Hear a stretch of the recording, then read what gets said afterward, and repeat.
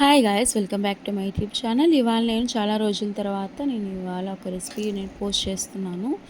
అది కూడా టమాటా పప్పు అనమాట. టమాటా పప్పు తినడానికి చాలామంది భయపడుతూ ఉంటారు. కిడ్నీ ప్రాబ్లమ్స్, లివర్ ప్రాబ్లమ్స్ ఇలాంటివి ఏమైనా వస్తాయని.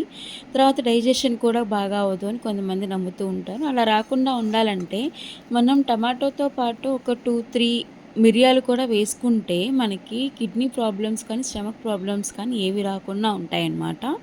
ఇది మా యోగా టీచర్ నాకు చెప్పిన టిప్, నాకు పనిచేసింది. సో మీరు కూడా ట్రై చేస్తారని అనుకుంటున్నాను.